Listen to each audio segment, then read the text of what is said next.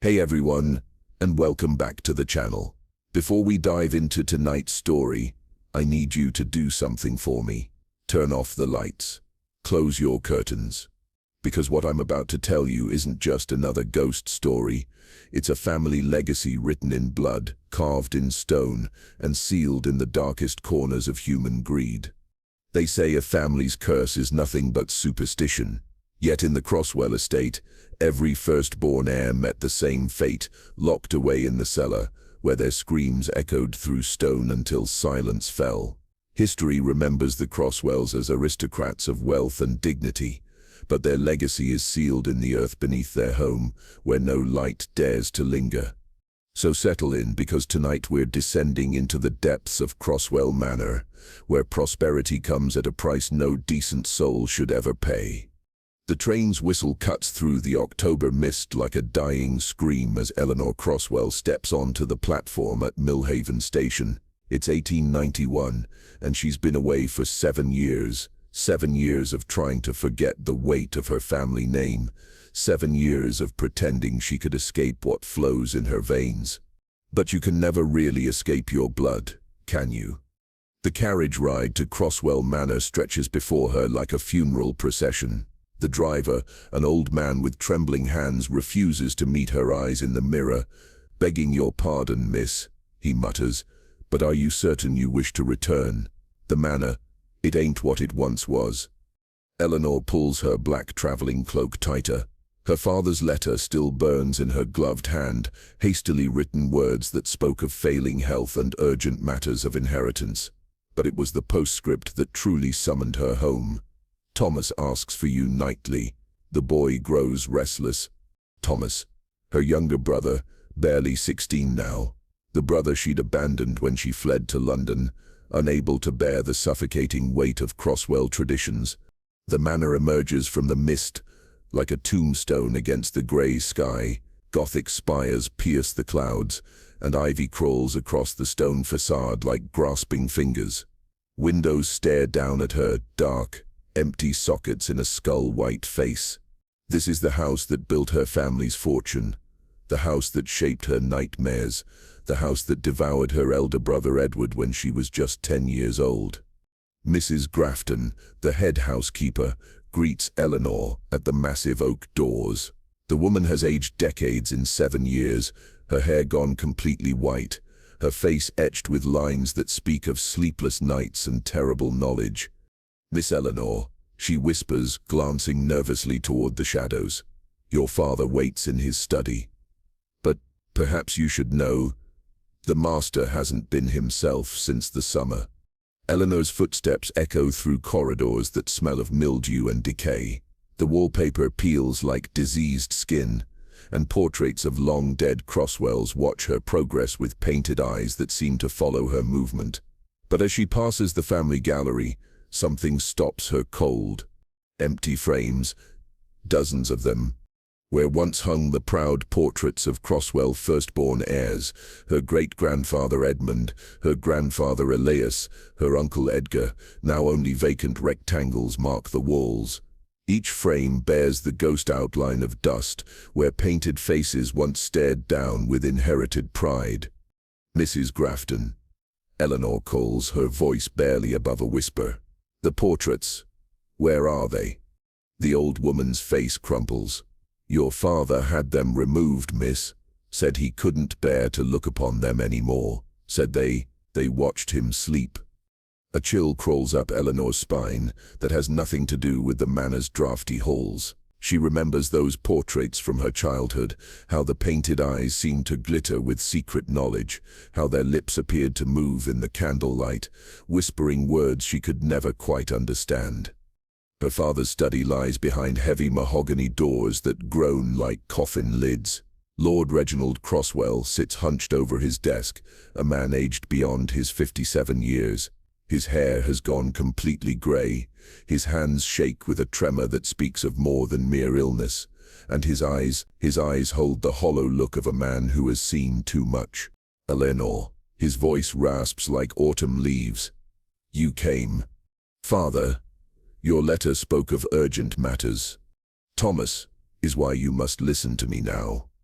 His fingers clutch the desk's edge until his knuckles turn white. You were spared, child. Spared because you were not firstborn.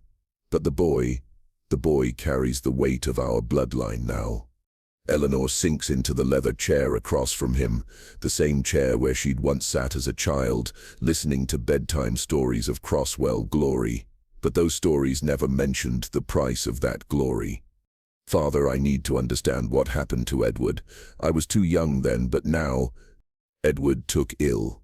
The words come too quickly. Rehearsed. A fever of the mind. We did what we could, but the cellar was the only place where he found peace. Lies Eleanor can taste them in the air like copper pennies on her tongue. I've heard the servants whisper, Father, about the other firstborn heirs, about the pattern that stretches back generations. Uncle Edgar, grandfather Elias, great-grandfather Edmund, all of them died young, all of them in that cellar. Her father's face goes ash pale. Outside, thunder rumbles across the moors, and somewhere in the manor's depths, a door creaks on its hinges.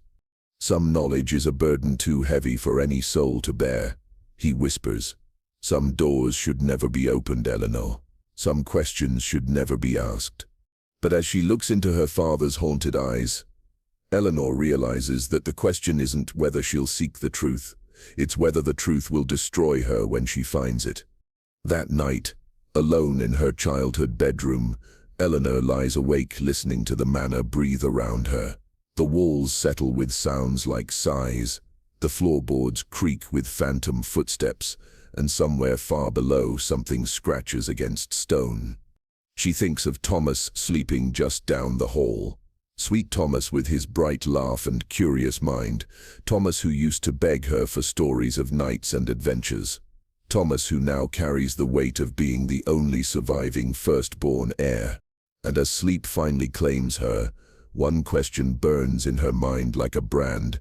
What price did her family pay for their prosperity? And is that debt about to come due again? You know that feeling when you're lying in bed at night, and you swear you can hear something moving in the walls.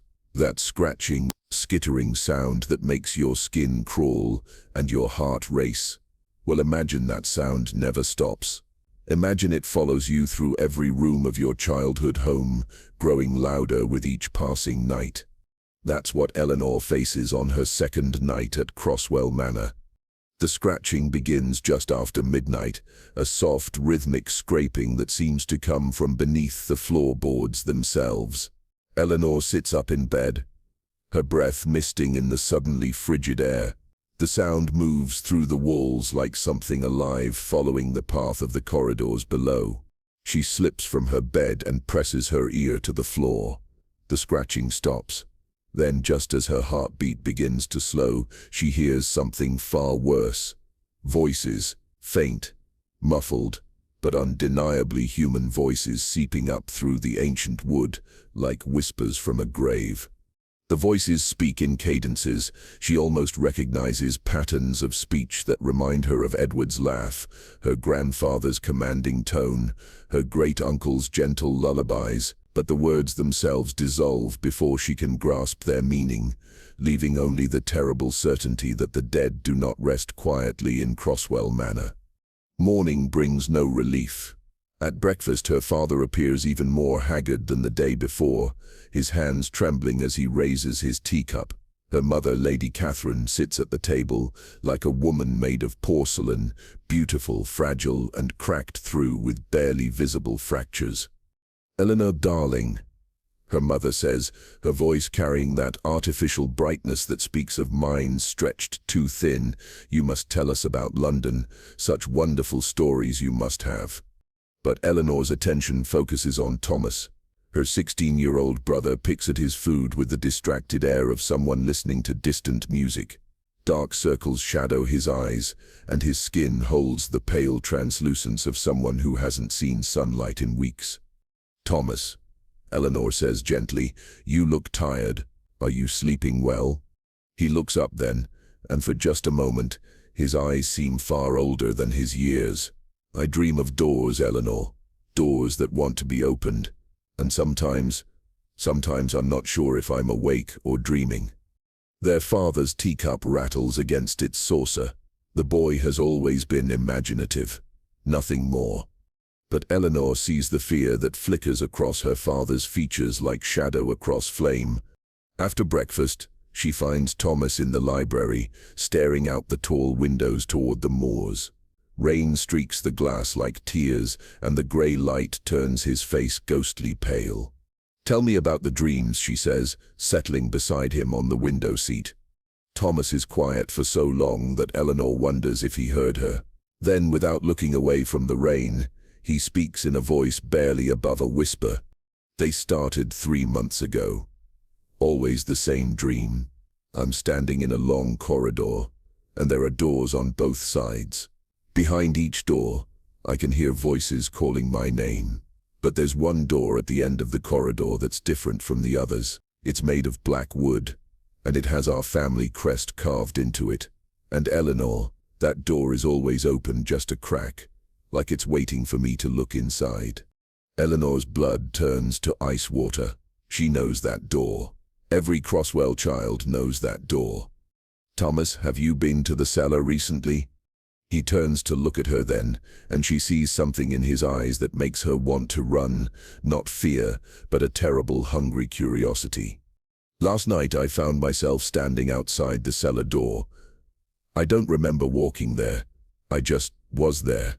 And Eleanor, the strangest thing, the door wasn't locked anymore." Their father's voice cuts through the air like a blade.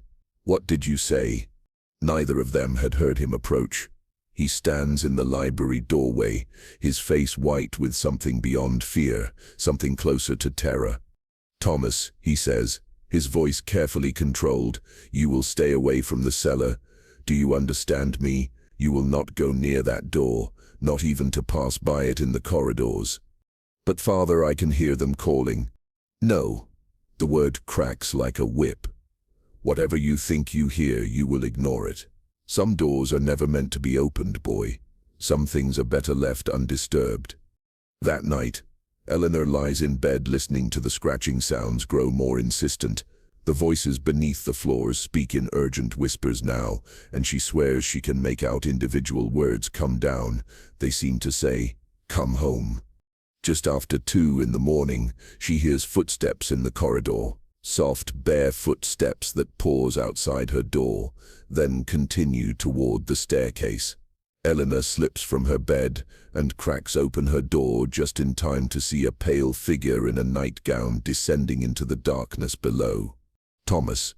She follows him through corridors lit only by pale moonlight streaming through tall windows. He moves like a sleepwalker, his feet making no sound on the cold stone floors. But Eleanor knows where he's going before he turns the final corner. The cellar door stands at the end of a narrow passage in the manor's oldest wing. It's exactly as Thomas described, black wood carved with the Crosswell family crest, iron hinges that have rusted with age, and something that might be dried blood. And tonight the door stands open just a crack, revealing only impenetrable darkness beyond. Thomas kneels before the door like a supplicant before an altar. His lips move in silent conversation with something Eleanor cannot see or hear. The temperature around them drops until their breath mists in the air, and the scratching sounds from beneath the floor grow so loud they seem to shake the very foundations of the manor. Eleanor reaches for her brother, but the moment her fingers touch his shoulder, he turns to look at her. His eyes reflect no light. They're black holes in his pale face, and when he smiles, it's with an expression she has never seen before. "They're waiting for me, Eleanor," he says in a voice that's his own and yet somehow not. "They've been waiting for so long." The cellar door creaks open another inch, and something cold and wet touches Eleanor's ankle. She looks down to see water, dark, murky water that smells of earth and decay, seeping from beneath the door and spreading across the stone floor. She grabs Thomas by the shoulders and pulls him away from the door, half dragging, half carrying him back through the corridors as the water continues to rise behind them. He doesn't resist, but he doesn't help either. He simply stares back toward the cellar with those terrible, hungry eyes. Only when they reach the main staircase does Thomas seem to wake from his trance. He blinks, looks around in confusion, and then his face crumples with terror. "Eleanor? What? How did I get here? I was in my room. I was sleeping." She holds him close, feeling how his entire body shakes with cold and fear. "It's all right, Thomas. It was just sleepwalking. Just a dream." But as she leads him back to his room, Eleanor knows that what happened tonight was no dream. Something in the cellar is calling to her brother, something that has waited generations for the next firstborn heir to answer its summons. And tomorrow she's going to find out what it is, even if the knowledge destroys her. But here's what really terrifies me about this story. What if Thomas isn't sleepwalking at all? What if he's being summoned by something that has a rightful claim to him? What if the real horror isn't what's in the cellar, but what the Crosswell family did to put it there? Sometimes the most terrifying discoveries are hiding in plain sight. Eleanor learns this the next morning when she enters the library with a single, desperate purpose: to find any record of what really happened to her brother Edward 12 years ago. The Crosswell family library spans 3 floors of the manor's east wing, its shelves lined with centuries of accumulated knowledge, farming treatises, philosophical works, travel journals, and family records dating back to the 1600s. But Eleanor isn't looking for the official family histories. She's looking for the secrets they tried to bury. She starts with the personal collections, the shelves where family members kept their private writings. Her grandfather's hunting journals, her grandmother's pressed flower collections, her father's university papers, all perfectly normal, all perfectly useless. But then, wedged behind a collection of botanical texts on the highest shelf, her fingers touch something unexpected: a slim leather journal with no title on its spine. The moment she opens it, Eleanor knows she's found what she's been looking for. The childish handwriting on the first page reads, "The private diary of Edward Reginald Crosswell, aged 12, property of the heir of Crosswell Manor." Edward, her beloved older brother, died 12 years ago. Her hands shake as she carries the diary to a reading chair by the window. Outside, storm clouds gather over the moors, casting the library in shades of grey and shadow. Eleanor opens to the first entry, dated just 6 months before Edward's death. January 15th. 1879. "Father says I'm old enough now to understand my responsibilities as the firstborn heir. He took me to the portrait gallery today and showed me all the men who came before me. He said each one of them made great sacrifices for the family's prosperity. I asked what kind of sacrifices, but he just smiled and said I would understand when I was older. Sometimes I think being the heir means carrying secrets too heavy for one person to bear." Eleanor's heart clenches. Even at 12, Edward had sensed the weight of inheritance pressing down on him. She turns the page. February 3rd, 1879. "The dreams have started again. Last night I dreamed I was standing in a great underground chamber, and there were people there, dozens of them, all wearing our family crests. But their faces were wrong somehow, like they were melting or shifting in the shadows. They were chanting something, but I couldn't understand the words. When I woke up, my sheets were soaked with sweat, and I could taste copper in my mouth." The entries grow darker as winter turns to spring. Edward writes of sleepless nights, of voices calling his name from empty rooms, of finding himself in parts of the manor he doesn't remember visiting. March 20th, 1879. "I found something terrible in Father's study today. Hidden in his desk drawer was a leather-bound book with symbols I don't recognize. The pages are yellow and brittle, and they smell like something died. But it's what's written inside that frightens me. Lists of names, all Crosswell firstborn heirs going back centuries. And next to each name is a date, and the same phrase, 'The offering is accepted.' Edward Edmund Crosswell, 1847. The offering is accepted. Elias Edmund Crosswell, 1823. The offering is accepted. Edmund Elias Crosswell, 1798. The offering is accepted." There are dozens more, stretching back to the founding of our family, And at the bottom of the most recent page, in father's handwriting, Edward Reginald Crosswell, Heirs, 1879. The offering is prepared. Eleanor's blood turns to ice. An offering. Edward wasn't killed by illness. He was prepared for sacrifice. She flips through more pages, watching her brother's handwriting grow increasingly frantic as spring turns to summer. The dreams intensify. He begins to hear voices during his waking hours. Servants avoid his presence. His own parents speak to him with the careful gentleness reserved for the dying. June 14th, 1879. I understand now why father has been so kind to me lately, why mother cries when she thinks I'm not looking. They're preparing me for something. This morning I caught Mrs. Grafton drawing symbols on my bedroom door with what looked like salt. When I asked her about it, she just shook her head and said, "For protection, young master, to keep the hungry ones at bay a little longer." I think our family's prosperity comes with a price. I think that price is paid in blood. The journal's entries become sporadic as summer progresses. Edward writes of finding strange objects in his room, old bones carved with symbols, bundles of dried herbs that smell like grave dirt, mirrors that reflect faces he doesn't recognize. July 30th, 1879. Father came to my room tonight. He sat on the edge of my bed and told me a story about our ancestor Cornelius Crosswell, the first to build his fortune on these lands. Cornelius was a desperate man, father said, fleeing debts and disgrace in London.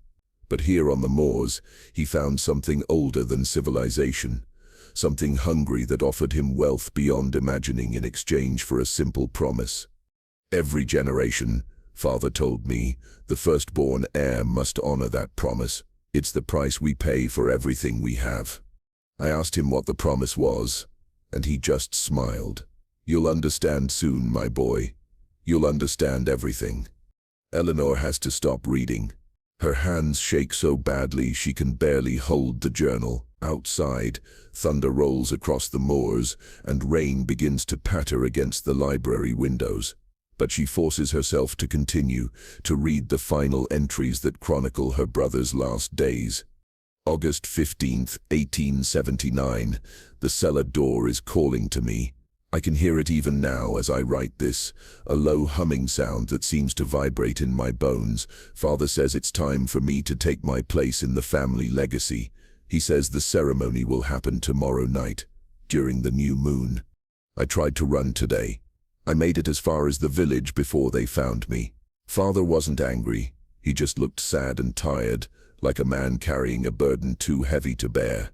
"There's no running from what we are, Edward," he said. "There's no escaping what runs in our blood."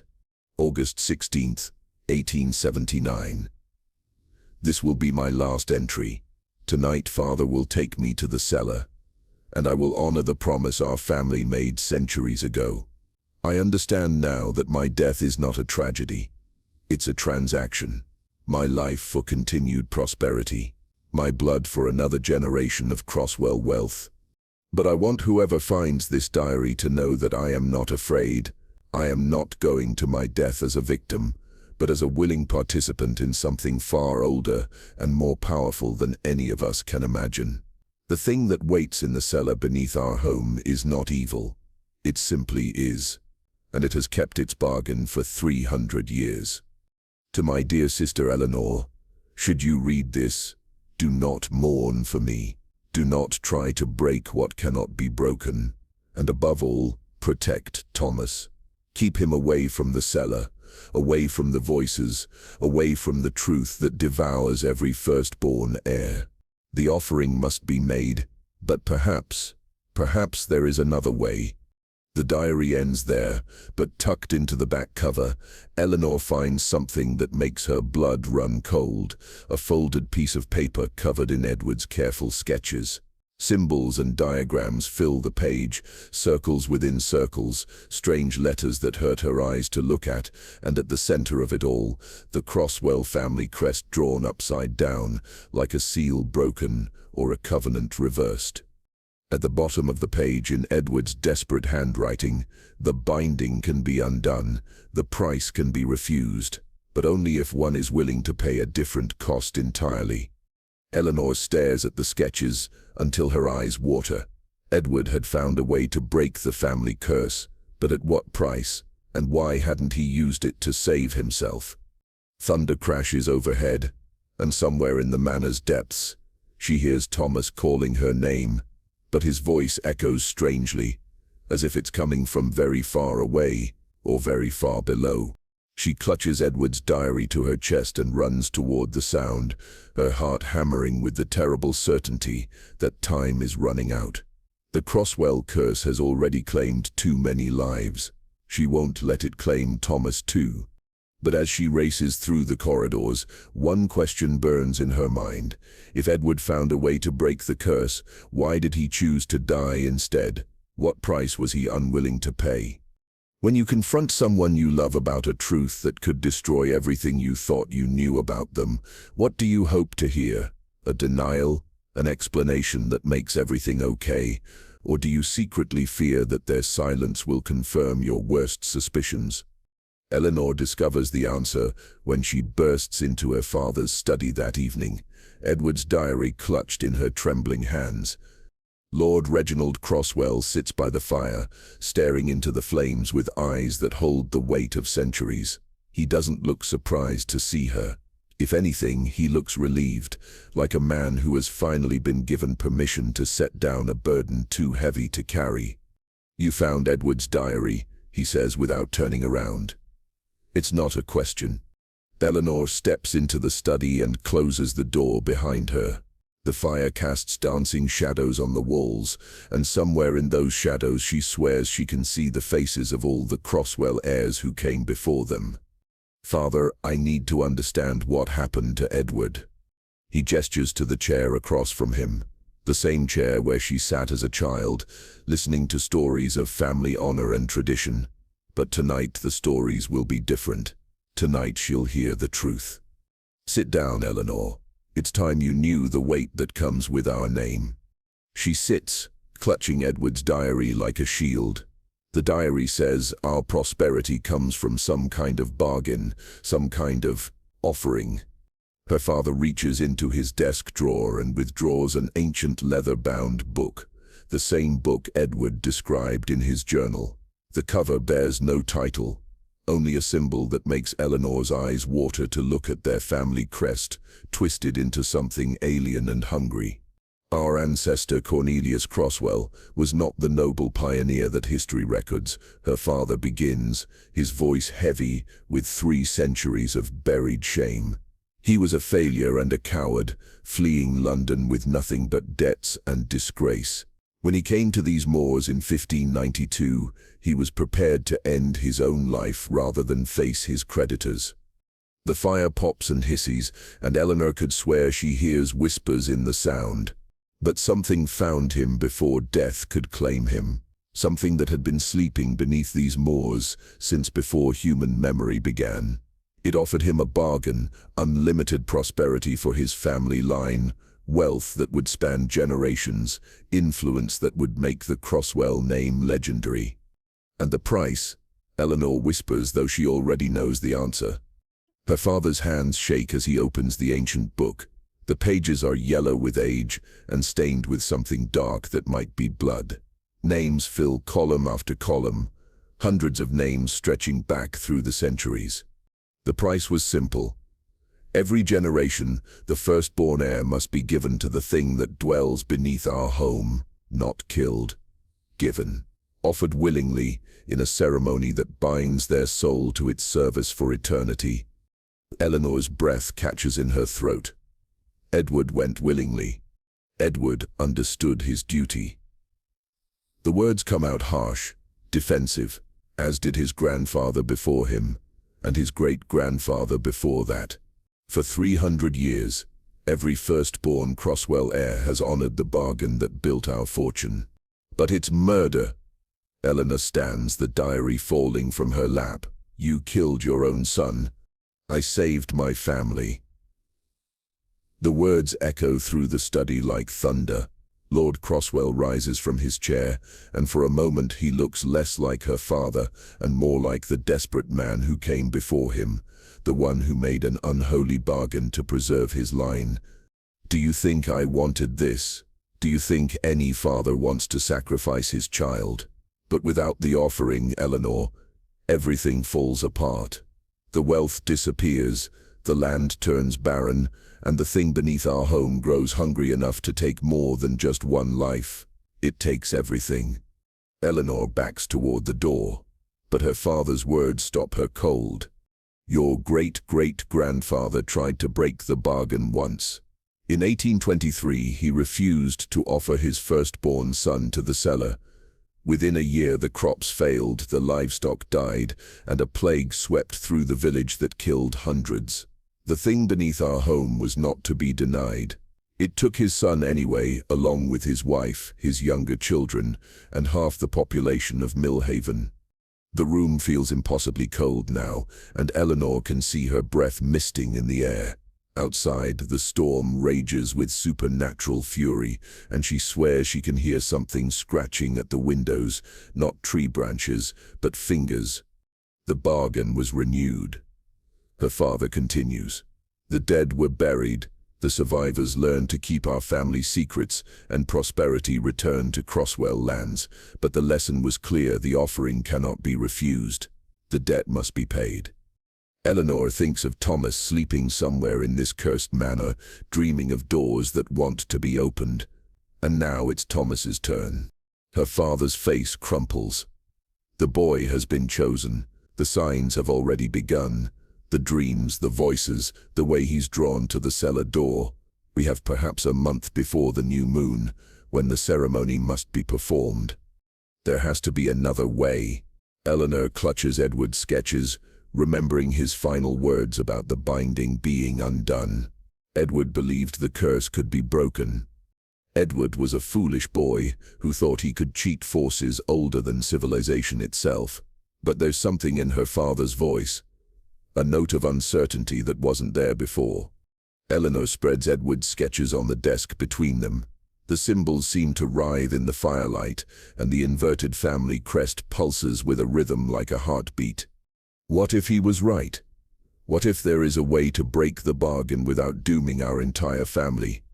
Her father stares at the sketches for a long moment. When he speaks again, his voice is barely above a whisper. There are rumors, stories passed down through the family, about a ritual that could reverse the original bargain. But the price? What price? The life of the one who made the pact. Not just death, Eleanor. Complete erasure. Soul, spirit, memory, all of it consumed by the thing beneath our home. Cornelius Crosswell would cease to have ever existed, and everything he built would crumble to dust. Eleanor feels a chill that has nothing to do with the supernatural cold filling the room. Everything, the manor, the fortune, the family name, all of it. We would be left with nothing but the clothes on our backs and the knowledge of what we had sacrificed to save Thomas's life. The fire dies to embers as they stare at each other across 3 centuries of accumulated guilt. Outside, something howls across the moors. Not wind, but something infinitely more ancient and hungry. There's something else you should know. Her father says finally, the thing in the cellar, it grows stronger with each offering. Each generation's sacrifice adds to its power. If we continue to feed it, eventually it will become powerful enough to break free of the bonds that keep it contained beneath our home. And then God help us all. Eleanor looks down at Edward's sketches, at the desperate hope hidden in his careful drawings. Her brother had found a way to save future generations from the curse that claimed him, but he had chosen to die rather than condemn their family to poverty and obscurity. Now the same choice faces her: save Thomas by destroying everything the Crosswell name represents, or honor 3 centuries of tradition by feeding another innocent life to the thing that hungers in the darkness below. As she stares into the dying embers of the fire, Eleanor realizes that the real horror isn't what waits in the cellar. It's the choice that every generation must make between love and legacy, between family and fortune. And time is running out to decide. But here's what keeps me awake at night about this story. What if the thing in the cellar isn't the real evil here? What if the true monsters are the people who willingly sacrifice their children to maintain their wealth and status?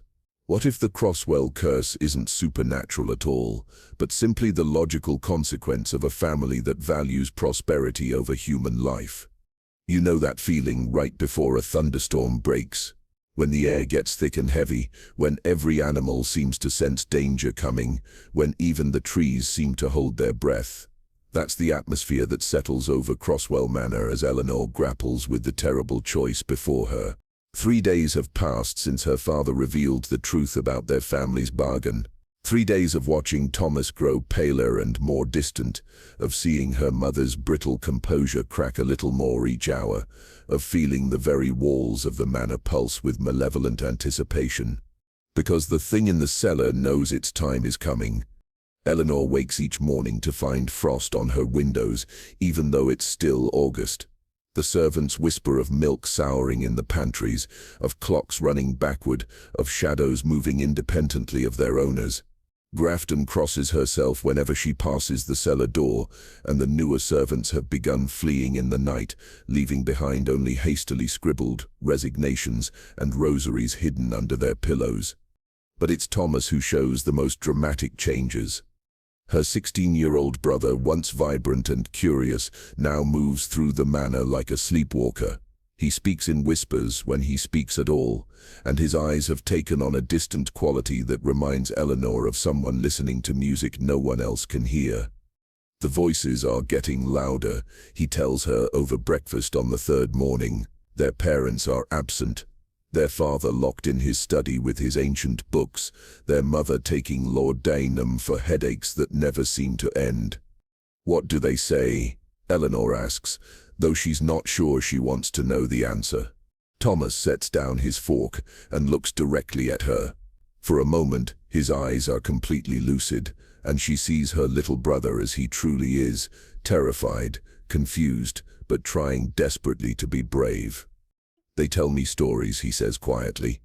Stories about our family, about all the boys who came before me. They say Edward is down there, in the dark, and he's been waiting 12 years for me to join him. They say it doesn't hurt once you stop fighting it. Eleanor's blood turns to ice. Thomas, you mustn't listen to them. Whatever they promise you, whatever they tell you, it's not real. But Thomas just smiles with that terrible, otherworldly serenity that's been growing stronger each day. How do you know what's real, Eleanor? How do any of us know? That afternoon, Eleanor finds her mother in the garden tending to roses that have begun blooming out of season, massive blood-red flowers that seem to pulse with their own heartbeat. Lady Catherine kneels among them like a penitent, her gloved hands shaking as she tries to prune stems that regrow almost instantly. "Mother," Eleanor says gently, "perhaps you should come inside." Her mother looks up, and Eleanor is shocked by what she sees. Lady Catherine's face has aged in mere days. Her hair, once golden, now shows streaks of white, and her eyes hold the hollow look of someone who has seen too much. "They're beautiful, aren't they?" she says, gesturing to the impossible roses. "I've been gardening for 30 years, and I've never seen blooms like these. They started growing the day after your father told you about our family's arrangement." Eleanor kneels beside her mother in the black soil. Up close, she can see that the roses aren't quite right. Their petals have a waxy quality, and they smell not of flowers but of copper and earth. "Mother, father told me about Edward, about what really happened to him." Lady Catherine's hands still on the pruning shears. "Your father has carried that secret alone for 12 years. I think it was killing him, keeping it locked inside. Did you know, when Edward died, did you know what was really happening?" Her mother's laugh is bitter as the winter wind. "No. As a child, I helped prepare him. I braided ribbons in his hair the night of the ceremony. I dressed him in his finest clothes. I kissed his forehead and told him how proud I was of his sacrifice. What kind of mother does that make me?" The pruning shears fall from Lady Catherine's hands and clatter on the stone path.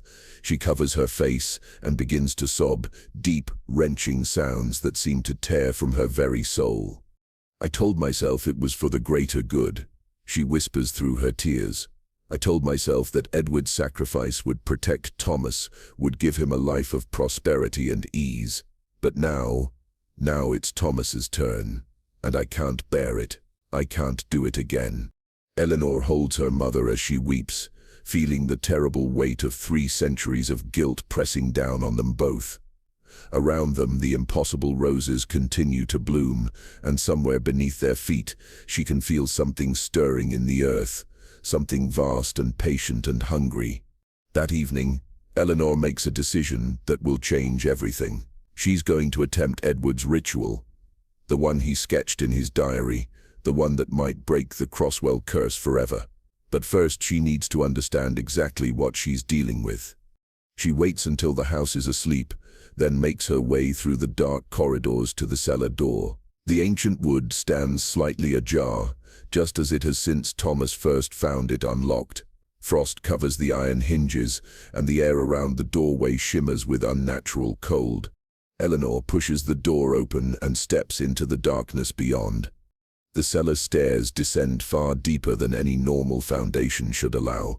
The walls are carved from living rock, and strange symbols cover every surface, not carved by human hands, but grown from the stone itself, like some kind of malignant fungus. The air tastes of copper and decay, and each breath feels like swallowing ice water. At the bottom of the stairs, Eleanor finds herself in a vast circular chamber lit by no earthly source. The light, if it can be called light, seems to emanate from the walls themselves, a phosphorescent glow that turns everything the color of old bones. And there, at the center of the chamber, stands the altar. It's not made of stone as Eleanor expected, but of what looks like crystallized darkness, a substance that seems to absorb light rather than reflect it. The surface is smooth as glass and covered with intricate carvings that hurt her eyes to look at directly. Around the altar's base, centuries of offerings have left their mark.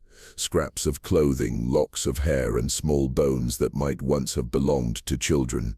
But it's what surrounds the altar that makes Eleanor's breath catch in her throat. Figures stand in the shadows at the chamber's edge, dozens of them, all wearing the fine clothes of different eras. She recognizes some faces from the family portraits that once hung in the gallery. Her grandfather Elias, her great-grandfather Edmund, her uncle Edgar. And there, standing closest to the altar, is Edward. He looks exactly as he did 12 years ago, a boy of 14 in his finest suit, his hair combed neatly, his face peaceful in death. But his eyes burn with an intelligence that doesn't belong to the living. "Eleanor," he says, and his voice echoes from every direction at once. The other figures begin to move, stepping out of the shadows with the fluid grace of sleepwalkers. Eleanor realizes with growing horror that she's looking at every firstborn Crosswell heir who ever lived, an army of the dead, bound to serve the thing that dwells beneath their ancestral home. "Edward," she whispers, "what have they done to you?" Her brother's ghost, for what else can he be, smiles with infinite sadness. "They gave me purpose, sister. They showed me the truth about our family's legacy. We are the guardians now, the keepers of an ancient pact, and soon Thomas will join us." The chamber begins to pulse with a rhythm like a massive heartbeat, and Eleanor realizes that the altar isn't just carved from darkness, it's alive.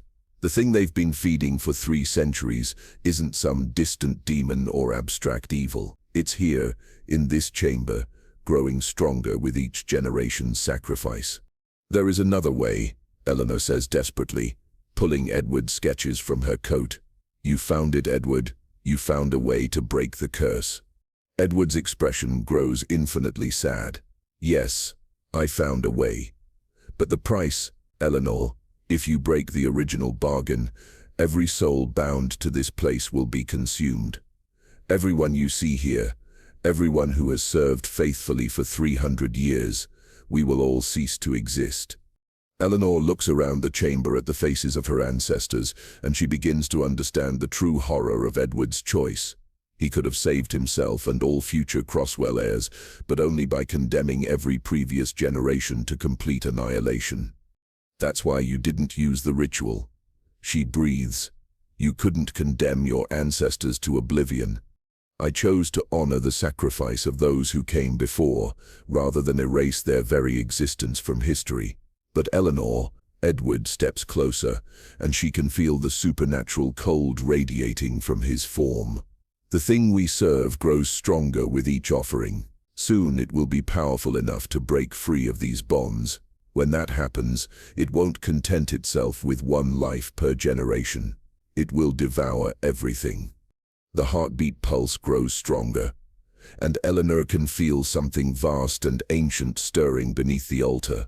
Whatever sleeps in the depths of Crosswell Manor is beginning to wake, and when it fully rouses, the bargain that has contained it for centuries will no longer be enough to satisfy its hunger. As Eleanor climbs back up the cellar stairs, leaving the army of the dead behind, she carries with her the knowledge of an impossible choice: sacrifice Thomas to maintain the status quo, attempt the ritual and condemn her ancestors to oblivion, or do nothing and watch as an ancient evil breaks free to devour the world. But as she reaches the cellar door, one more realization stops her cold. The ritual Edward discovered requires more than just knowledge. It requires the willing sacrifice of someone who shares the bloodline of the original pact maker. Someone like her. And suddenly Eleanor understands that she may have found a third option, one that would save both Thomas and her ancestors, but at a cost she's not sure she's brave enough to pay. Sometimes the most terrifying discoveries aren't made in dusty libraries or whispered confessions. They're carved in stone, written in blood, and hidden in plain sight.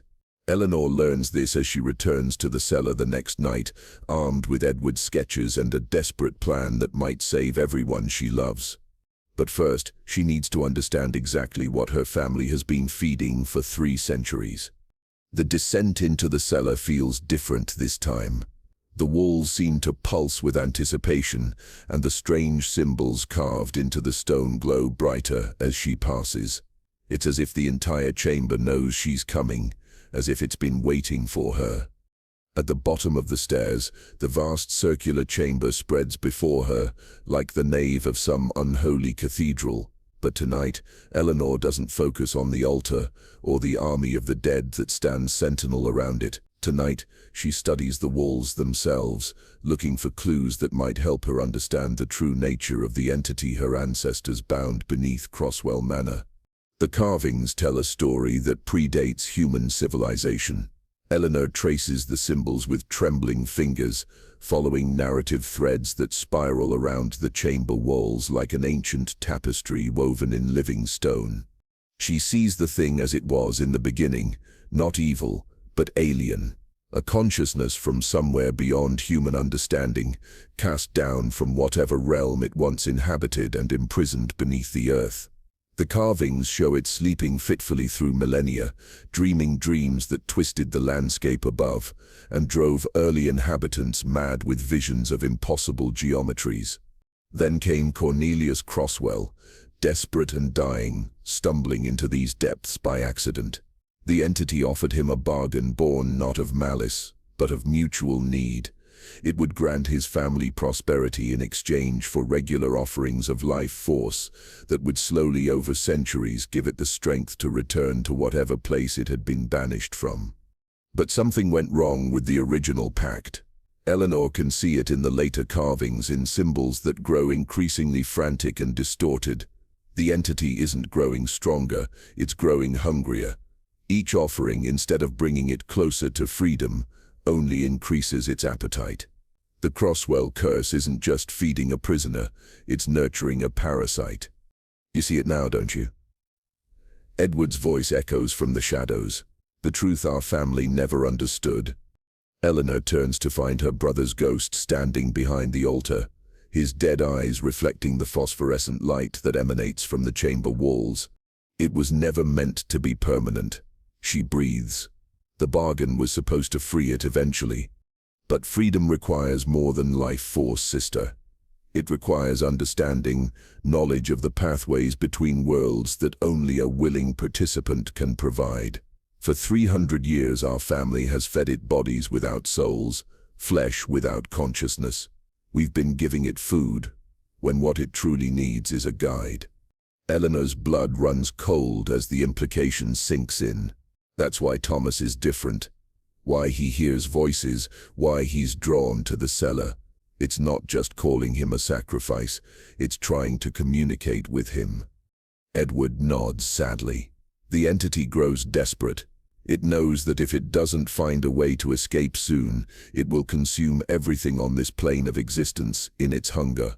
Thomas represents its last hope for freedom, a firstborn heir willing to serve not as an offering, but as a partner. And if he refuses, then it will break free through pure force, and the world above will burn. Eleanor pulls Edward's sketches from her coat and spreads them on the floor before the altar. The symbols seem to writhe in the strange light, and she can feel the attention of every dead Crosswell heir focusing on the papers with desperate intensity. Edward, your ritual, the one that could break the original pact, what exactly does it require? Her brother's form flickers like candlelight in the wind, the willing sacrifice of Cornelius Crosswell himself. But sister, he's been dead for 3 centuries. His body lies in the family crypt. And his soul, Edward gestures around the chamber. His soul is bound here just as ours are. Eleanor studies the sketches more carefully, focusing on the details that had escaped her notice before. The inverted family crest at the center of the ritual circle isn't just a symbol, it's a summoning sigil. The complex geometric patterns around it aren't decorative. They're a cage designed to contain and control supernatural forces. What if we could force him to participate? She whispers. What if we could compel his spirit to complete the ritual that would undo his original bargain? Edward's expression grows troubled. Eleanor, what you're suggesting, it would require binding his soul to your will, forcing him to experience his own annihilation. The magical forces involved would be immense. But possible. Theoretically, yes. But the ritual would require a blood connection to Cornelius, someone of his direct lineage willing to serve as an anchor point between the world of the living and the realm of the dead. Eleanor feels the pieces of the puzzle clicking into place with terrible clarity. Someone like me. Eleanor. Edward's voice carries a note of panic that shouldn't be possible for the dead. The forces you would have to channel, they would burn through you like fire through paper. You might succeed in breaking the curse, but you wouldn't survive the process. But Thomas would live, and you, all of you, would be free, at the cost of your life. Eleanor looks around the chamber at the faces of her ancestors, dozens of firstborn sons who gave their lives to maintain a bargain they never truly understood. For 3 centuries, the Crosswell family has paid for their prosperity with blood. Perhaps it's time for someone to pay a different price. Edward, if I don't try, what happens to Thomas? Her brother's form grows even more translucent, as if the very question weakens his connection to this world. In 2 days, on the night of the new moon, the entity will claim him, not as a sacrifice, but as a permanent servant. His soul will be bound to this place for eternity, and his body will become a vessel for the entity's consciousness in the world above. The implications hit Eleanor like physical blows. Not only would Thomas die, but his death would give the entity a foothold in the physical world, a way to begin consuming everything above ground. Then I have no choice, she says, gathering up Edward's sketches. I have to attempt the ritual. Eleanor. Wait. Edward's voice stops her as she turns toward the stairs. There's something else you should know. The ritual, it doesn't just require your life as an anchor point. It requires you to experience every death the entity has caused, every life it has consumed over the centuries. You would have to feel the pain of every Crosswell heir who died in this chamber, plus the agony of countless others who fell victim to the creature's hunger. Eleanor's hands shake as she clutches the sketches, but her voice remains steady. Thousands, sister. Perhaps tens of thousands. The entity's influence extends far beyond our family. Every unexplained death in the surrounding villages, every child who disappeared on the moors, every traveler who vanished without trace, all of them were consumed to feed the thing beneath our home. The weight of that knowledge threatens to crush Eleanor's resolve. She would have to experience not just her own death, but the deaths of an army of innocents stretching back centuries. But then she thinks of Thomas, sleeping somewhere above them, dreaming of doors that want to be opened. She thinks of the impossible roses blooming in her mother's garden, of the frost gathering on windows in August, of the way reality itself seems to bend and warp around Crosswell Manor as the entity grows stronger.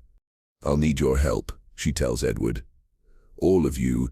If I'm going to channel that much supernatural force, I'll need every Crosswell spirit to help contain it." Edward stares at her for a long moment, and she sees something in his dead eyes that might be pride. "You're truly willing to do this, to die so that Thomas might live?" "I'm willing to die so that everyone might live," Eleanor corrects. "The entity's hunger grows with each passing year. If we don't stop it now, eventually it will consume everything." The other spirits begin to move, stepping out of the shadows to form a circle around Eleanor and the altar. She recognizes some faces from family portraits: her grandfather, her great-grandfather, uncles and cousins, spanning centuries of Crosswell history. All of them bound to this place, all of them complicit in the horror that has unfolded beneath their ancestral home. "We will help you," Edward says, speaking for all of them. "We will lend you our strength, our knowledge, our very essence, if necessary. But Eleanor, once you begin the ritual, there will be no turning back. The forces you unleash will either break the curse forever or destroy everything in their path."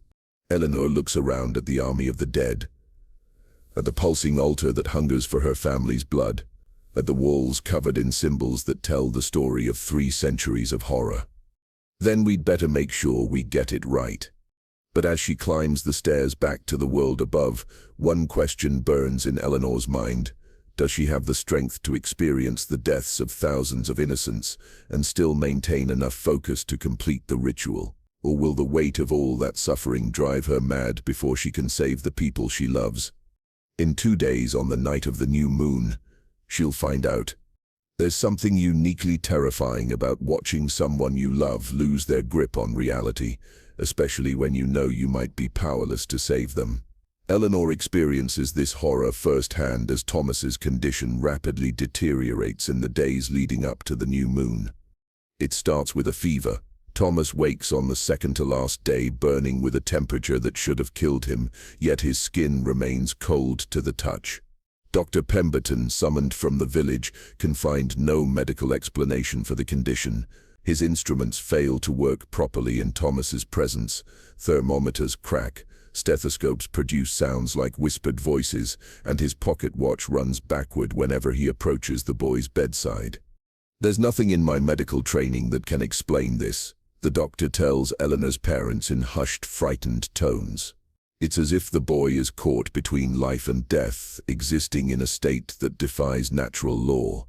Eleanor sits by Thomas's bedside, watching her brother's face cycle through expressions that don't belong to him.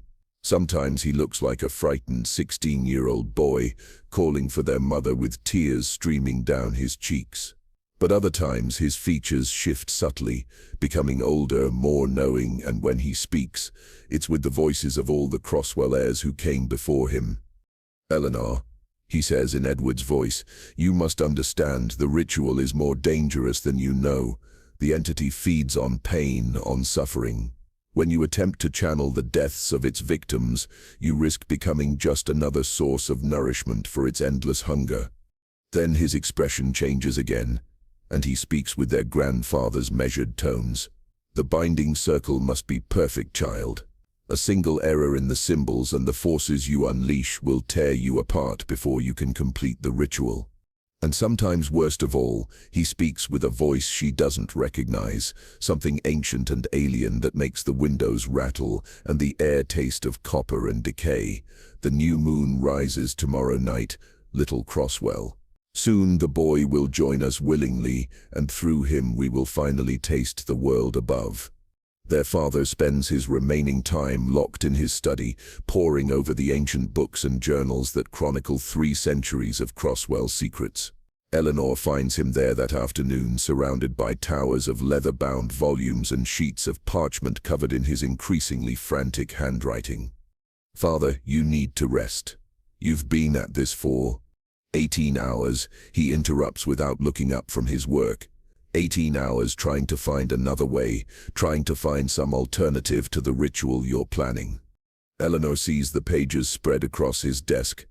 Diagrams of binding circles, genealogical charts tracing their family line back to Cornelius, and detailed analyses of Edward's sketches. Her father has been searching desperately for a solution that doesn't require her death. "Have you found anything?" He looks up then, and she's shocked by what she sees. In just 2 days, Lord Reginald Crosswell has aged a decade. His hair has gone completely white, deep lines etch his face, and his eyes hold the hollow look of a man who has stared into an abyss and seen it staring back. "There are possibilities," he says slowly. "The ritual Edward discovered requires the willing participation of Cornelius Crosswell's spirit. But what if we could compel that participation without requiring a living anchor? What if we could bind his ghost directly to the material plane long enough to force him through the ritual?" Eleanor's heart leaps with hope. "How?" "Necromancy," her father says, and the word seems to poison the very air. "The darkest of the dark arts, practices that were old when the world was young. I've found references in our family's oldest records, spells that could summon Cornelius's spirit and bind it to our will. But the knowledge required, Eleanor. These spells were written in blood by desperate men who paid terrible prices for their power. To use them, I would have to surrender pieces of my own soul as payment.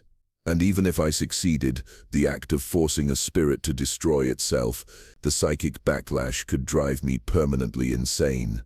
Eleanor sees the truth in her father's eyes. He's willing to damn himself to save both her and Thomas, to sacrifice his own soul and sanity, to break the curse that has claimed so many Crosswell lives. "No," she says firmly. "I won't let you destroy yourself for us. The ritual I planned will kill you." His voice cracks like a whip. "Eleanor, I've lost one child to this curse. I will not lose another.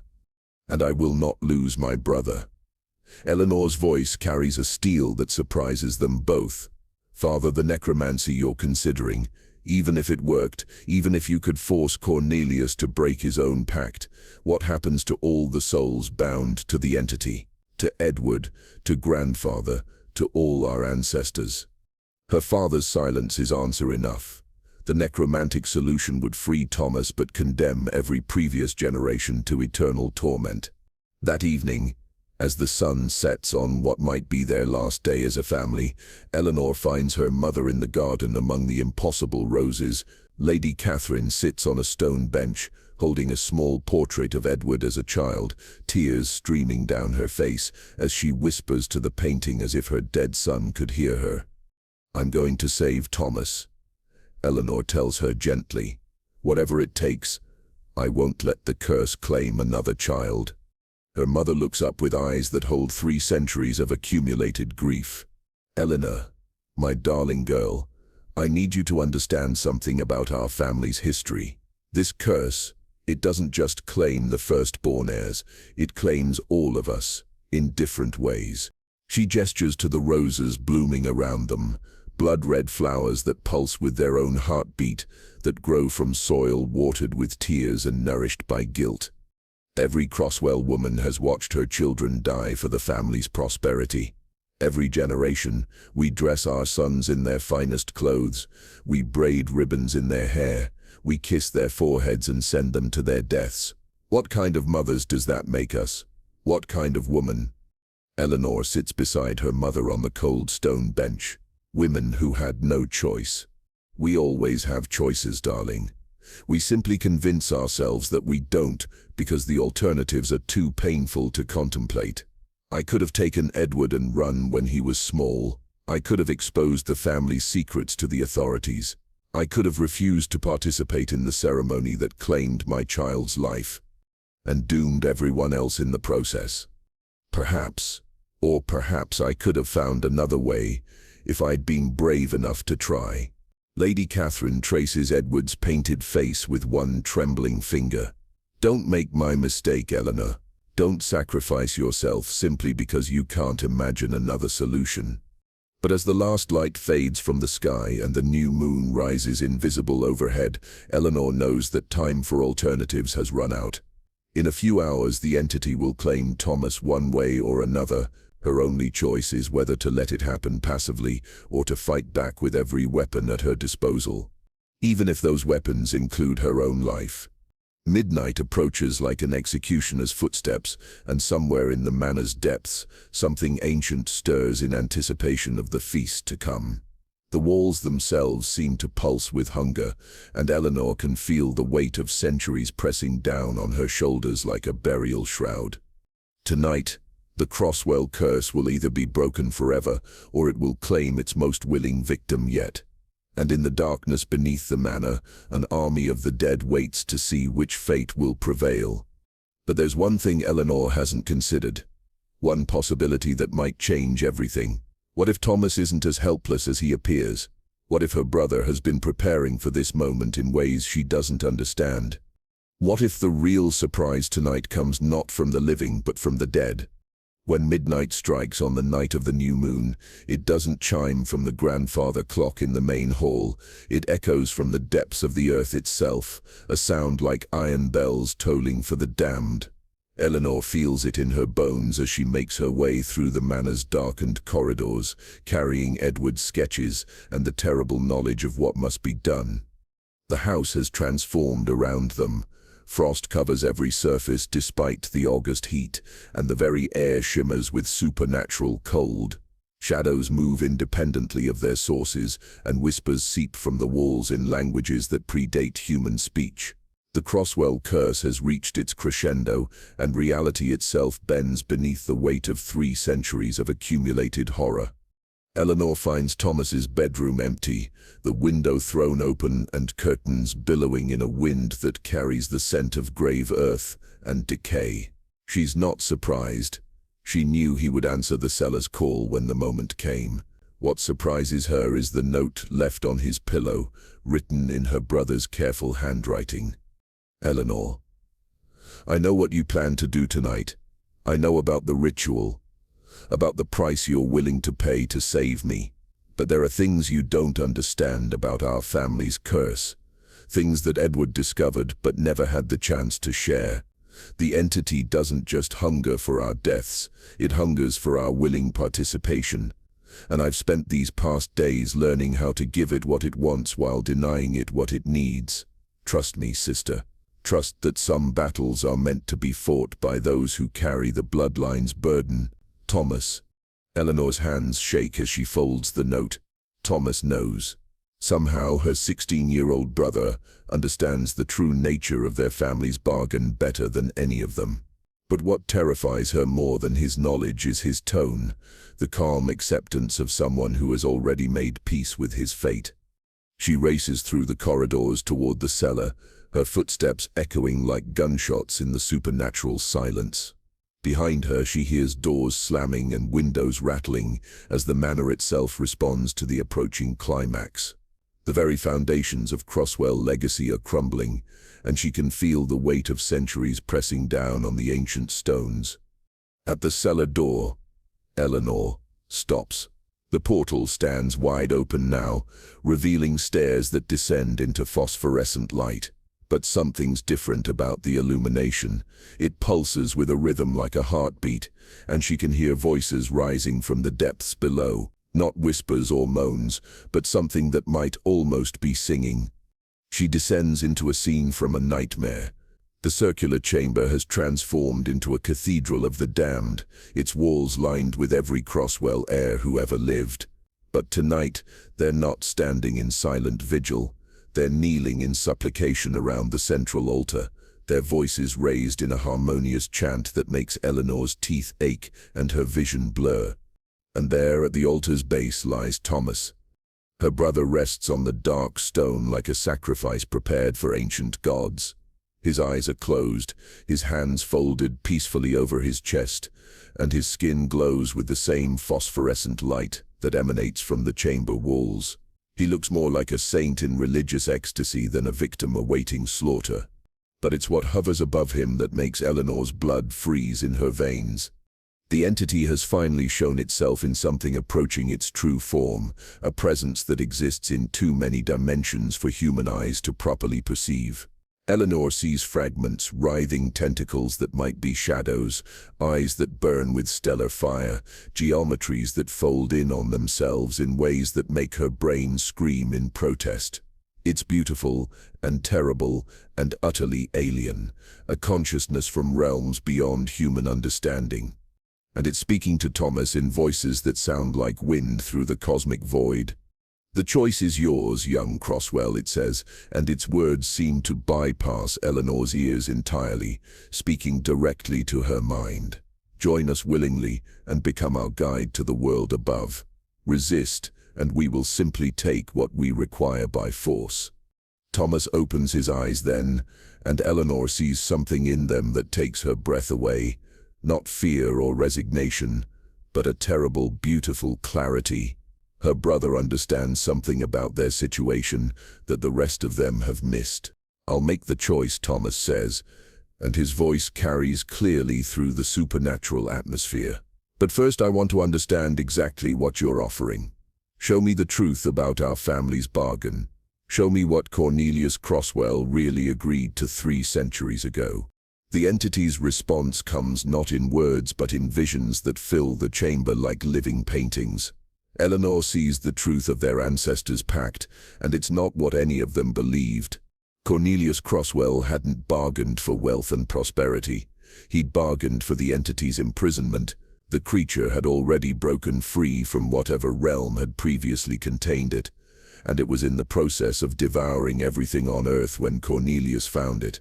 In desperation, he offered the entity a different kind of sustenance, the willing sacrifice of his bloodline, 1 heir per generation, in exchange for it remaining bound beneath the manor instead of consuming the entire world. The Crosswell fortune wasn't a reward for feeding the creature, it was compensation for the terrible burden of keeping it contained. "Your ancestor was a hero, not a villain," the entity continues, its voice carrying undertones of something that might be respected. "He sacrificed his family's future to save humanity itself. But the bargain is breaking down, young Crosswell. Each generation, it becomes harder to maintain the bindings. Soon we will break free whether you cooperate or not." Thomas sits up on the altar, and Eleanor sees that his skin has begun to glow brighter, as if lit from within by stellar fire. "What happens if I agree to guide you? What happens to the world above? We do not seek to destroy, we seek to return home.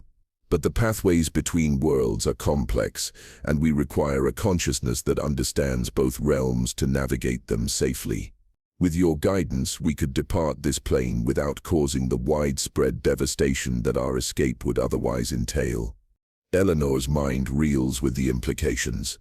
Thomas isn't being offered as a sacrifice. He's being recruited as a cosmic navigator, someone to help the entity return to whatever dimension it came from, without destroying Earth in the process. But the cost would be his humanity, his life as they know it. "And if I refuse?" Thomas asks. "Then we break free through pure force, and your world burns in the process. Cities will crumble, oceans will boil, and every living thing will be consumed by energies they were never meant to experience." Eleanor realizes she has to act now, before Thomas makes a choice that will damn him to eternal servitude among the stars. She pulls Edward's sketches from her coat and begins drawing the ritual circle on the chamber floor, using her own blood as ink. The symbols burn as she traces them, and the ancient Crosswell spirits begin to move restlessly around the chamber's perimeter. She can feel their attention focusing on her work, their accumulated knowledge and power flowing toward the growing mandala of supernatural forces. "Eleanor, stop," Thomas calls out, but she doesn't pause in her work. The ritual circle must be perfect. A single error will turn the forces she's summoning against everyone in the chamber. The entity's attention turns toward her, and she feels its consciousness pressing against her mind like a physical weight. "You cannot break what was freely given, child of Crosswell. The pact was made in blood and sealed with sacrifice. It cannot be undone by force." But Eleanor continues tracing symbols, feeling the power building around her like electricity before a thunderstorm. It can be undone if the original pact maker withdraws his consent, and I'm going to make sure Cornelius Crosswell does exactly that. The chamber fills with supernatural tension as 3 centuries of carefully maintained balance begins to collapse. The Crosswell spirits move closer, lending their strength to Eleanor's ritual, while the entity above the altar writhes with something that might be concerned. Because for the first time in 300 years, someone is challenging the fundamental assumptions underlying their family's curse. And in the growing light of the ritual circle, ancient bindings begin to crack like ice in spring. But Eleanor hasn't counted on one crucial factor. Thomas himself, her brother, understands something about the situation that she doesn't, something that might change everything she thinks she knows about heroism, sacrifice, and the true meaning of the Crosswell legacy. And as the ritual reaches its crescendo, Thomas makes a choice that will shock everyone in the chamber, including the entity itself. You know what's truly terrifying? When someone you love makes a sacrifice so profound that it redefines everything you thought you understood about courage, family, and the price of doing what's right. Eleanor experiences this terror firsthand as her ritual reaches its crescendo, and Thomas makes a decision that changes everything. The symbols Eleanor has traced in blood now burn with white-hot fire, and the ritual circle pulses with power that makes the very air sing. Around the chamber's perimeter, the spirits of every Crosswell heir stand ready to lend their strength to the working, their forms growing brighter as the supernatural energies build toward critical mass. But as Eleanor begins the final incantation that will summon Cornelius Crosswell's spirit and force him to revoke his ancient pact, Thomas rises from the altar and steps into the center of the burning circle. "Eleanor, stop," he says, and his voice carries an authority that freezes her mid-syllable. "You don't understand what you're about to do."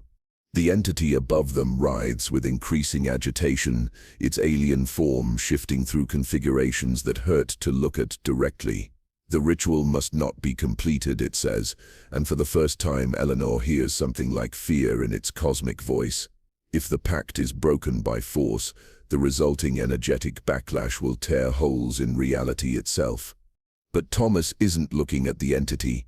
He's looking at Eleanor with eyes that hold a terrible, beautiful understanding. "Sister, what if I told you there was a third option? What if there was a way to honor Cornelius's original sacrifice while still freeing our family from the curse?" Eleanor's hand hovers over the final symbol she needs to complete the summoning circle. "Thomas, whatever you're thinking." "I'm thinking like a Crosswell heir," he interrupts. "I'm thinking about duty and sacrifice and the responsibility that comes with our bloodline. But I'm also thinking about love, Eleanor. About the kind of love that's willing to transform rather than destroy." He turns toward the entity then, and Eleanor sees something impossible happen. Her 16-year-old brother looks directly into the alien consciousness without flinching, without showing any fear.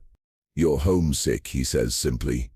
"You've been trapped here for centuries, cut off from whatever realm you came from, slowly starving on the life force our family has fed you. But that was never what you really wanted, was it?" The entity's form stills, and when it speaks, its voice carries undertones of ancient loneliness. "We seek only to return to the spaces between stars, to rejoin the cosmic dance from which we were cast down. But the pathways are complex, and we lack the knowledge to navigate them safely." Thomas nods as if this makes perfect sense. "And that's where the willing sacrifice comes in. You don't need our deaths. You need our cooperation. Someone who understands both realms, who can serve as a bridge between your cosmic consciousness and human understanding. Eleanor realizes with growing horror what her brother is suggesting. Thomas, no. You're talking about giving up your humanity permanently. Am I? Thomas looks at her with a smile that breaks her heart. Or am I talking about expanding it? Eleanor, what if the real purpose of the Crosswell curse wasn't to feed a monster, but to prepare someone who could help a lost traveler find its way home? The entity's attention focuses on Thomas with laser intensity. You would do this willingly, knowing that the transformation would change you irrevocably. I would do it willingly, Thomas says, but not permanently. I want to propose a modification to the original bargain. The chamber falls silent, except for the crackling of Eleanor's ritual circle. Even the spirits of their ancestors seem to hold their breath as Thomas outlines his plan. Cornelius made his pact to save the world from destruction, Thomas continues. But he never intended for the curse to continue forever. He meant it as a temporary solution until a better option could be found. Well, I'm that better option. He spreads his arms wide, and Eleanor sees light beginning to emanate from his skin, not the phosphorescent glow of the entity, but something warm and distinctly human. I'll serve as your guide home, Thomas tells the entity. I'll help you navigate the pathways between worlds safely, but once you've returned to your proper realm, the pact ends forever. No more Crosswell sacrifices, no more binding our family's prosperity to supernatural bargains.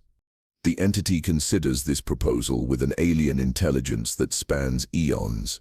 The journey would be perilous for one of your species. You might not survive the translation between dimensional barriers. But if I do survive, I'll return to my family with knowledge of realms beyond human imagination. And if I don't, Thomas looks at Eleanor with infinite love in his eyes. If I don't, at least I'll have died breaking the curse rather than perpetuating it. Eleanor realizes she can't let this happen. She completes the final symbol of her ritual circle with a slash of blood across the stone floor, and immediately the chamber fills with power that makes the walls tremble. The summoning begins whether she wills it or not. Force is too great to control once unleashed. Cornelius Crosswell, she shouts, her voice carrying across centuries of accumulated guilt. I call you forth. I will bind you to answer for the pact you made. The response is immediate and terrifying. A figure materializes at the altar's base, tall, gaunt, wearing the elaborate clothing of the late 16th century. But Cornelius Crosswell is not the noble patriarch Eleanor expected. His face is ravaged by guilt and despair. His eyes burn with the knowledge of what his bargain has cost, and his form flickers between the living man he once was and the damned spirit he became. Who dares summon me? He roars, and his voice shakes the very foundations of the manor. Who calls forth the architect of 3 centuries of horror? Your descendant, Eleanor says, stepping into the ritual circle beside Thomas. Someone who wants to understand why you bound our family to serve this creature. Cornelius looks around the chamber, taking in the assembled spirits of his bloodline, the alien entity hovering above the altar, and the 2 living Crosswell heirs who have disturbed his tormented rest. I see Edward among you, he says, his voice breaking with emotion, and Elias, and Edmund, and all the others. My children, my grandchildren, my great-grandchildren, all damned by the choice I made in desperation. Tell us about that choice, Thomas says gently. Help us understand what really happened 3 centuries ago. Cornelius sags, as if the weight of his confession might destroy him. It had already broken free. The entity you see before you, it had escaped from whatever prison held it in the void between worlds. When I found it here, it was in the process of devouring everything. The village, the countryside, reality itself, all of it was being consumed by hunger beyond mortal comprehension.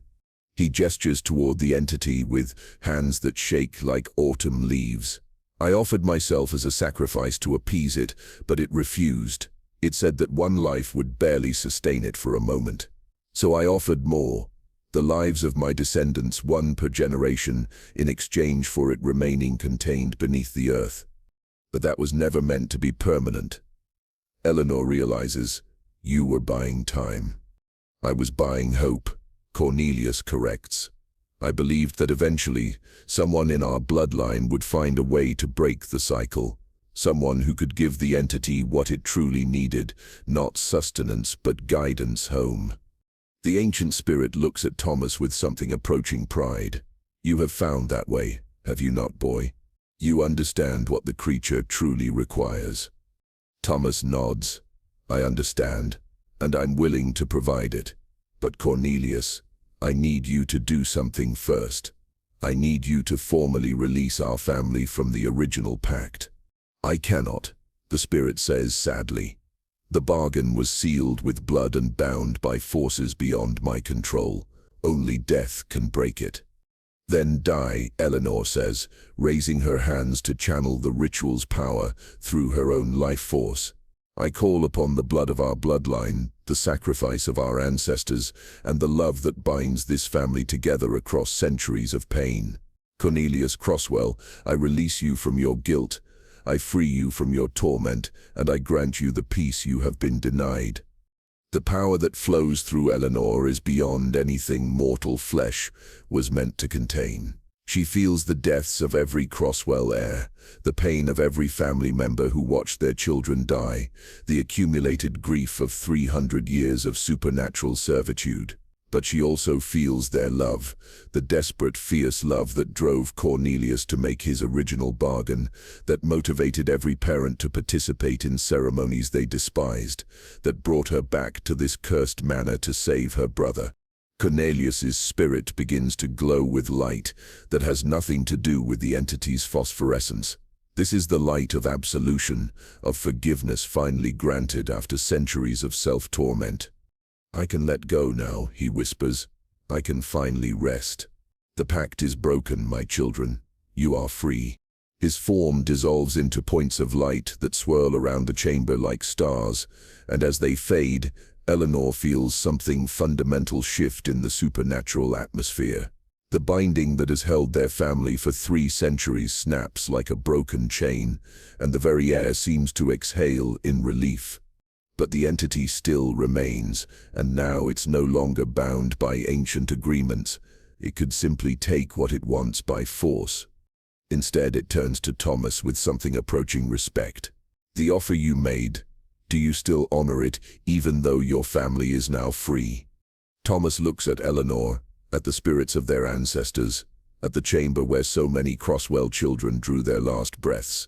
Then he smiles with the quiet courage that defines the best of their bloodline. I honor it, not because I have to, but because I choose to. Someone should help you find your way home. And as Thomas begins to glow with light that bridges the gap between human and cosmic consciousness, Eleanor realizes that her brother hasn't just broken their family's curse, he's transformed it into something entirely new. Something that speaks not of sacrifice and servitude, but of choice and compassion, and the kind of love that's willing to reach across dimensional barriers to help a lost traveler find its way home. The transformation that follows will be unlike anything in Crosswell history, and for the first time in 3 centuries, it will be driven not by obligation, but by hope. Some stories end with victory clearly defined, good triumphs over evil, heroes live happily ever after, and the world returns to normal. But the real world is messier than fairy tales, and sometimes the price of breaking a curse is learning to live with consequences you never expected. Eleanor learns this as she stands in the ruins of what was once Crosswell Manor, watching the sun rise over a landscape forever changed by the previous night's events. The transformation began the moment Thomas made his choice. Light erupted from his body, not the cold phosphorescence of the entity, but something warm and alive that seemed to bridge the gap between human consciousness and cosmic awareness. Eleanor watched her brother's physical form dissolve into pure energy, merging with the alien entity in a fusion that defied every law of physics she understood. What emerged from that merger wasn't human or alien, but something entirely new, a consciousness that contained elements of both, capable of existing in multiple dimensions simultaneously. Through Thomas's human understanding and the entity's cosmic knowledge, they found the pathways home that had been lost for millennia. The departure was like nothing Eleanor could have imagined. Reality itself seemed to fold in on itself, creating a gateway that opened onto vistas of impossible beauty, star fields that sang with harmonious music, nebulae that painted space in colors that had no names, cosmic structures that danced with the rhythm of universal forces. And through it all, Eleanor could feel Thomas's presence changed beyond recognition, yet somehow still fundamentally her brother. He looked back at her once before the gateway closed, and in that glance she saw gratitude, love, and something that might have been peace. Then the portal collapsed, taking with it every trace of supernatural influence that had haunted Crosswell Manor for 3 centuries. The silence that followed was deafening. For the first time in their family's recorded history, the manor stood free of otherworldly presence. No whispers echoed from empty rooms, no shadows moved independently of their sources, no frost gathered on windows in summer heat. But freedom came with a price that none of them had anticipated. Without the supernatural forces that had sustained it, Crosswell Manor began to crumble. The walls, held together for centuries by more than mortar and stone, developed cracks that spread like spiderwebs through the ancient masonry. The foundations, undermined by the vast chamber that had housed the entity, shifted and settled with sounds like thunder. Eleanor, her parents, and the few remaining servants had barely enough time to escape before the entire structure collapsed into the earth, taking with it 300 years of accumulated history. The family portraits, the library full of forbidden knowledge, the furniture and artifacts that had defined their identity, all of it disappeared into a sinkhole that opened where the cellar had been. But that wasn't the worst of it. Without the entity's supernatural influence maintaining their prosperity, the Crosswell fortune evaporated almost overnight. Investments failed, properties were foreclosed upon, and debts that had been mysteriously forgiven for generations suddenly came due with interest spanning centuries. Within a week of Thomas's departure, the family found themselves homeless, penniless, and branded as pariahs by a community that had never quite trusted their inexplicable wealth. Now 3 months later, Eleanor stands in the ruins of her ancestral home with her parents, taking inventory of what remains of their former life. It isn't much, a few personal belongings salvaged from the collapse, enough money to rent modest lodgings in the village, and the clothes on their backs. Her father has aged another decade in the months since the curse broke. The weight of carrying supernatural secrets for so long, combined with the shock of losing everything his family built, has left him a broken man. He spends his days staring out the window of their small cottage, muttering apologies to ghosts only he can see. Her mother has fared better, in some ways.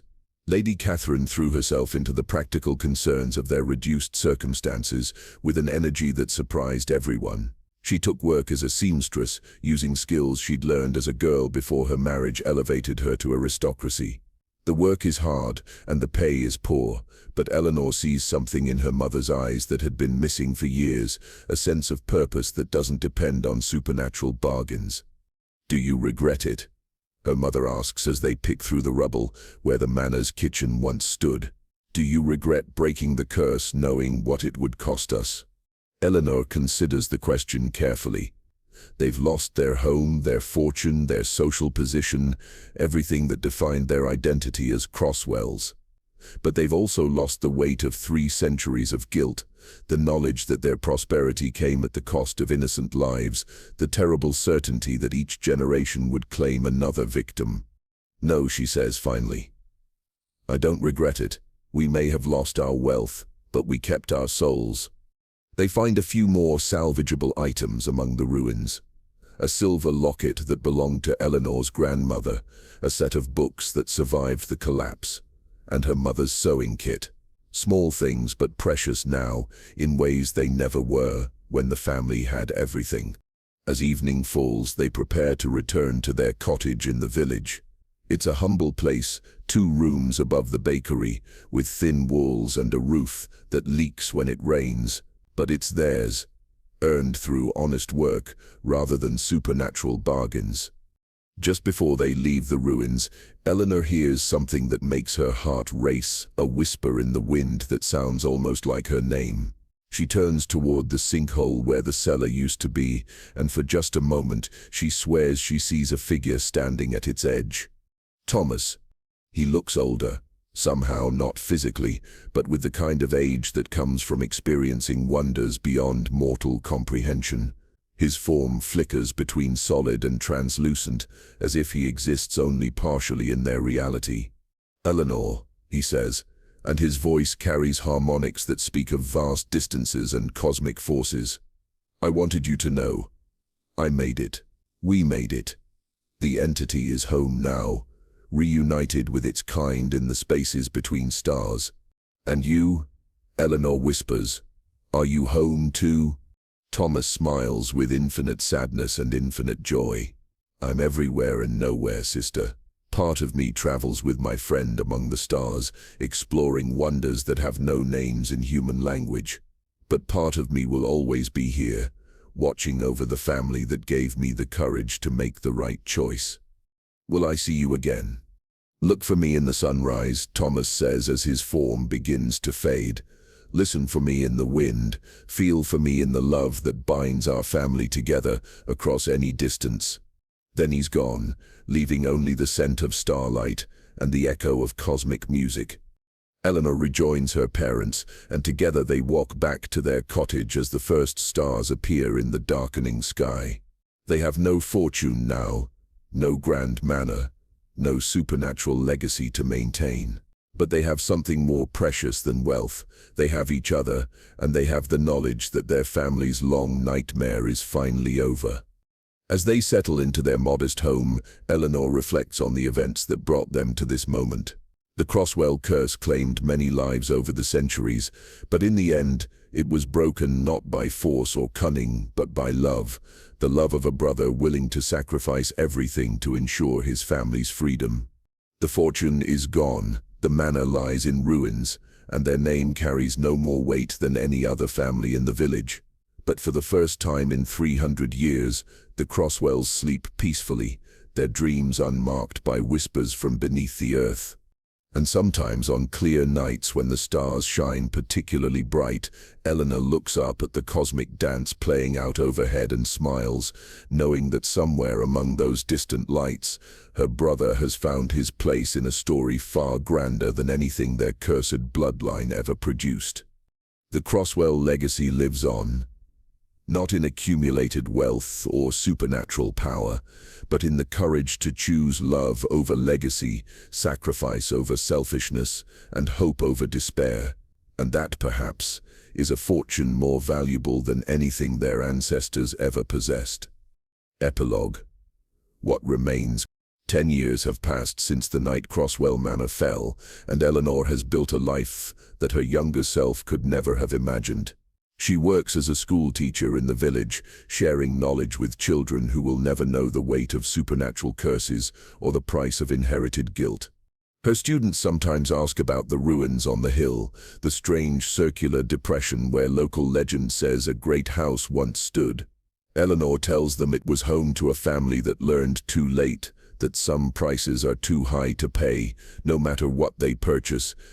She never tells them about the lights that sometimes dance in the ruins on clear nights, or the way the wind through the wreckage occasionally carries the sound of laughter that belongs to a boy who chose to become something more than human to save the people he loved. Some secrets Eleanor has learned are gifts rather than burdens, and some stories are too precious to share with anyone who wasn't there to live them.